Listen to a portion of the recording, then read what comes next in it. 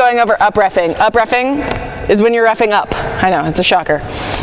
So up refs initiate every single play by beckoning for serve, which is a fancy way of saying you can serve now. You do that by having a bend just like the spine of a book. So your shoulder bends and so does your elbow. It'll come here and then end at 90 degrees. So it's not this and it's not this.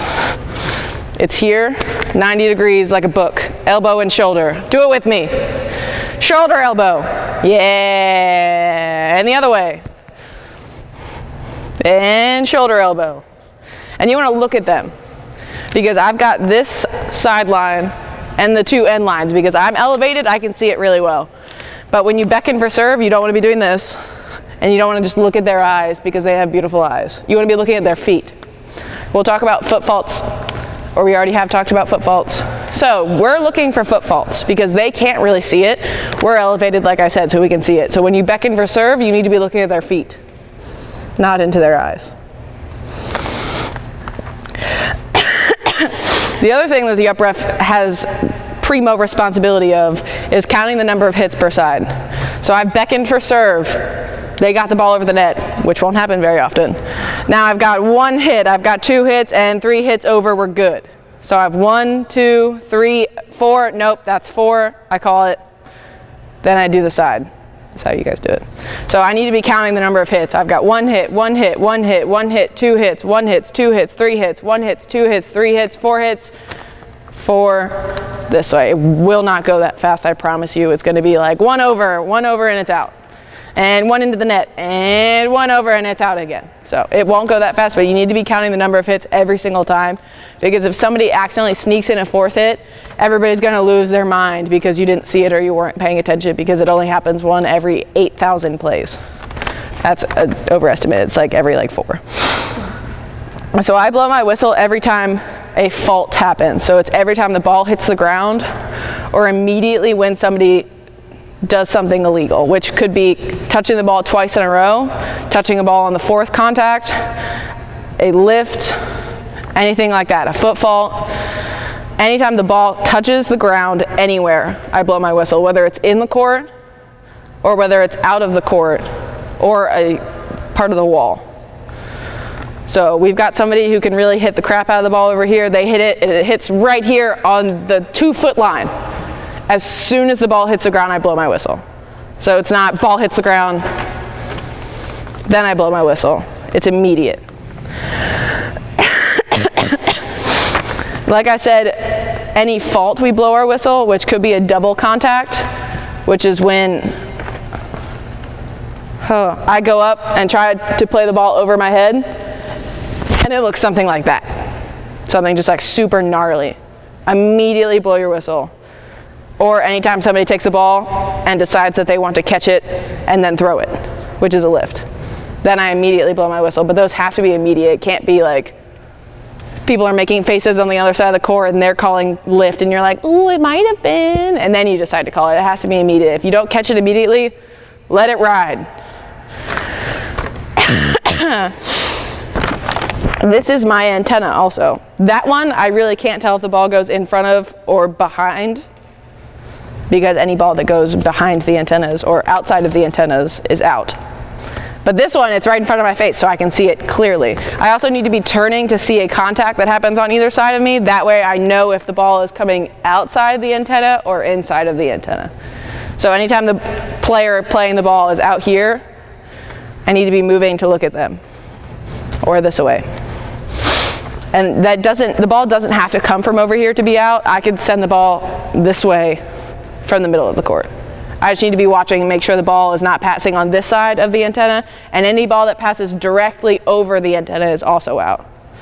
So like I said, it's the extension of the sideline to infinity. So it's not just the end of that antenna and that's anything out on over top of it is fine. That's not how it rolls. It's this to infinity all the way up to the ceiling. So the entire time a play is happening, you're watching the attacking side. So the ball's over here, it's over here, it's over here, they send it over, now I'm over here. It's over here. I can't be, the ball's over here, and I'm like, that person has such beautiful eyes. I can't be looking over here because somebody's got cool shorts, or my friend's over here and I'm making faces at that. Always watching the attacking side because that's where faults are going to be happening. So I can't see a double that's happening over here if I'm looking over here. Because I know the ball's coming over here, I need to be watching all of the contacts on this side. And up refs also are responsible for any alignment faults. So I can't have somebody who's in the back right corner of the court decide that they want to now play in the middle of the court the entire time. I have to be responsible for that because I'm elevated. I can see when people are in the wrong spots. That's my job. So I need to make sure that everybody's rotating in order and that people aren't running across the court because they want to be in the front row. You'll see a lot of guys who are like, I'm a spiker, and they always want to be in the front row. They can't, they have to take their turn like everybody else in the back and rotate around equally. So they're not allowed to like stack? Are we allowed to run service eve rotations, like stack up? Sure, they know what they're doing. That's what I'm thinking, but if refs don't know what they're doing, they just like roll with it? Well, a supervisor will be. That's what happens. Yeah. Okay, you just have to watch where people start. They're going, so you have to figure out who's going to be doing that back row attack. You have to be paying attention to where players start. I know I've had people who they started off in one position and they just ran around to random places. They switched randomly. You just have to be paying attention, try to figure out what they're doing, and call by best judgment. So if you're not sure, try to figure out the best you can. Yeah, mostly if that's going to be happening, it's because the players know what they're doing, so you don't really have to worry about it too much.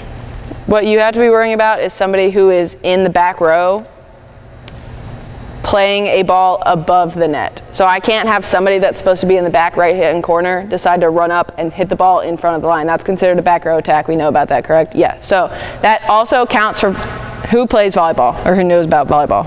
Okay, so that also counts for setters, people who will play the ball above their head. You'll see that for teams, mostly women's teams, who know what they're doing. Setters cannot take the ball above the plane of the net, jump, and push it over. That's considered a back row attack. So if I'm in the back row, I can't be playing the ball ever above the plane of the net. So that means any tall guy, oh gosh, be careful when you step down.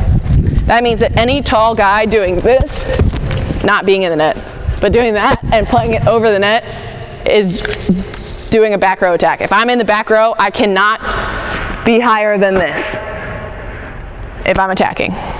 So I can do this and play a ball, let's say I'm 6'5". I can do this and play a ball and push it over, and I can jump from here and play a ball and be 80 feet above the height of the net. But if I'm here and I do that, it's a back row attack.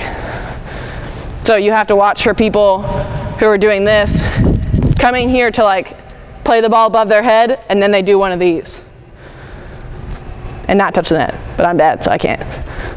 And then you're over the plane of the net. Do you guys know the hand signal for that? A back row attack. Did they learn that? I'm sorry.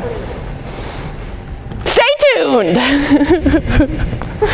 Another thing you guys gotta remember with co-rec, you have to have the alternating genders. That is the up ref's call as well. And with when you're watching hits, remember if there's 3 hits, both genders have to be involved. A girl has to touch the ball at least once, or a guy has to touch a ball at least once. You can't have 2 girls playing doubles around a team of guys, which you might see. And that's only if there's 3 hits. 2 hits and 1 hit, doesn't matter. You good? I'm great. You good?